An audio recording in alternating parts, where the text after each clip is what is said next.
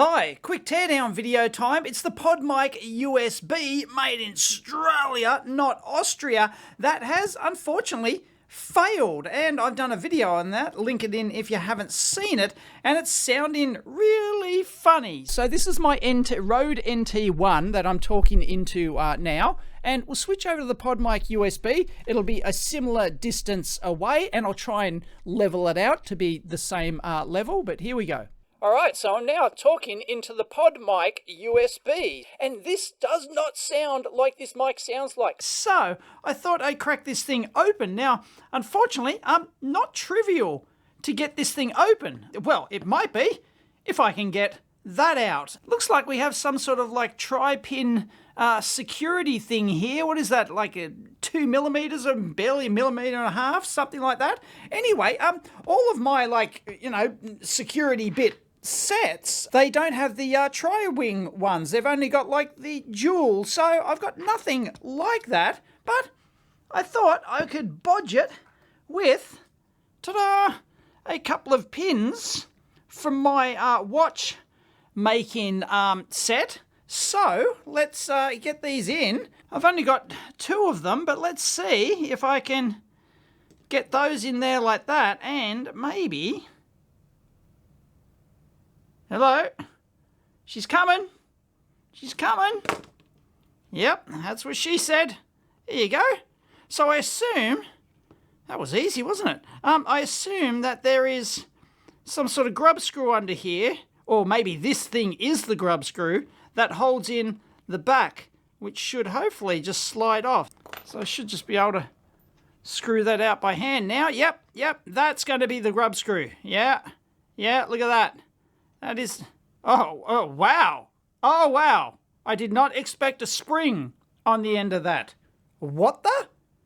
Did not expect that at all. Because I'm going to return this thing under warranty, so I don't want to damage it, just in case they deny my warranty claim.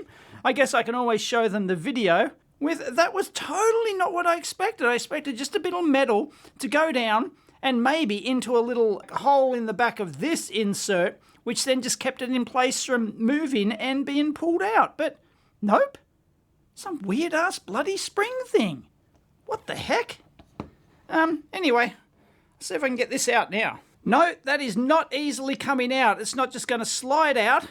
I don't think it's going to screw out. Maybe I can get an XLR in there and try and... It might be threaded, or is that just not a thing and it comes out some other way? Anyway, this thing is really heavy, by the way. It's all, really heavy die-cast stuff. Look at the amount of effort they've gone to. They've got 1, 2, 3, 4, 5 different layers on the mount here for this. I presume, because it's got rubber baby buggy bumpers in there, I presume that's so that when the person talking just, moves the mic, sort of, just tilts it a bit, it doesn't couple through to the capsule inside. So that's really nice, but it's just really nice touch. But it's just interesting that they went to all that effort, 5 different layers of stuff just to do that. That is really something. And there's another, well, make it 6, right? With that extra rubber baby buggy bumper in there.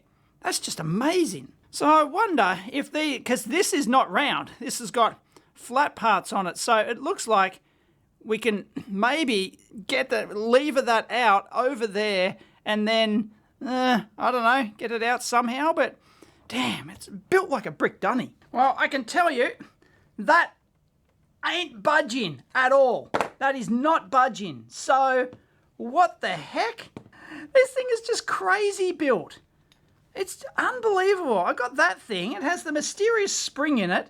And I can't get these out to save my life. This is ridiculous. And then trying to lever this out to get it up and over there I got it to there, which is slightly off the rubber, but what the heck?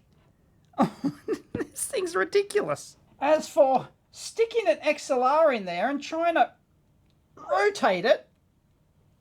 Oh, I think it moved. No. No, I felt a little bit of movement in there. But damn. Like, what the hell? Like, I think there's a thread outside there and it's going to screw off, but damn, nope. Unless these pins have to come out as well. Hang on.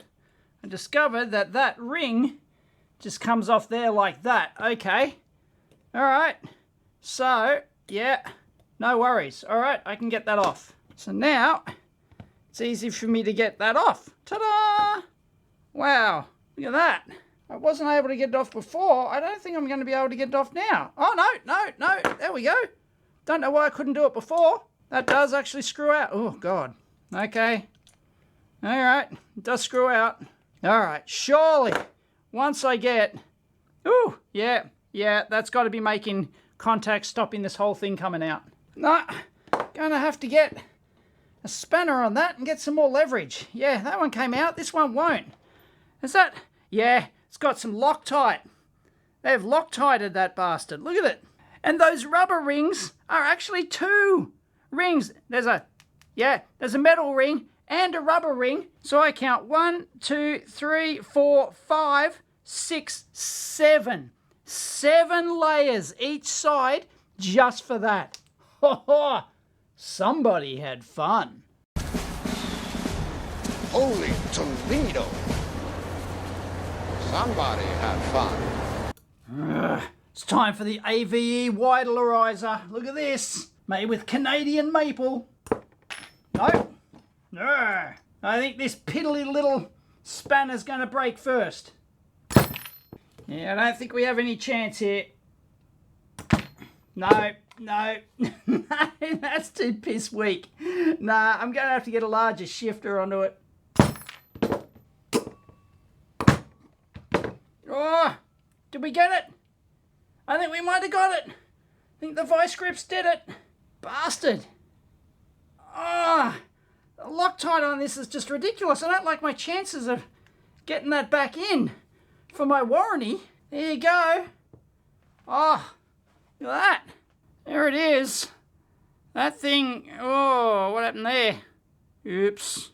Well, there it is. Yeah, don't try and take apart your Rode PodMic. I'm doing the honors for you.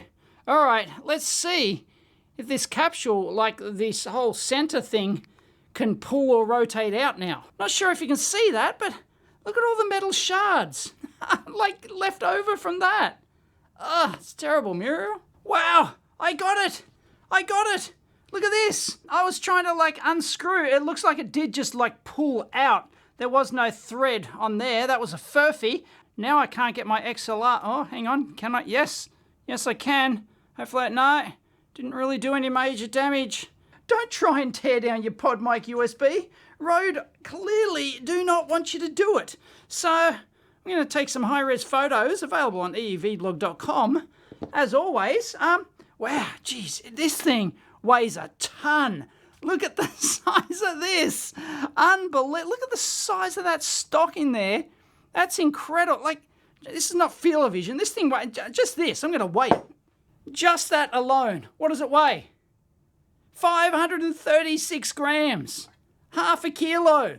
Just for the outer protective, like, shell of it. Unbelievable. And the actual capsule, and electronics and everything else, 150 grams. Now, I'm not going to tear this thing down completely because I do want to return this under warranty, and hopefully they will, honour that, even though I've done a teardown of this. But hey, I've got evidence of the video that it was failed before that. Anyway, this is a dynamic microphone as opposed to a condenser microphone. The dynamic means that it actually has a moving coil in here, because usually the condenser microphones will have the piezo ceramic element on the side, and you'll be, like a big 1-inch diameter thing usually on the side. That's what my Rode NT1 is. That's a condenser mic. This is a dynamic mic. So there's a moving coil in there with your neodymium magnets and everything else, and you can't, this is an end-on mic, so it's designed to get the voice end on, and you'll see that that foam is stuck there, but Aha, there you go. I got it in the right light. I can see it on my camcorder screen. There you go. There's the holes around there that are letting that through, that are letting your sound through into the dynamic capsule. And they've got that fixed front section there. Maybe that's to hold the, well, yeah, most likely to hold the, is the core that the dynamic movement slides on. But yeah, I can't take that apart without a completely destructive teardown. Looks like they got a foil shield around the outside. There's your 2 wires coming out from your capsule, but yeah, your board goes up into the clacker up there. Yeah, I don't think I'm going to be able to get any further than that without a destructive teardown, unfortunately. But that, anyway, that's what's inside a Rode PodMic USB looks like. That's probably your DSP stuff there, and your preamp is going to be right up in the clacker up there, so that's going to be harder to get to.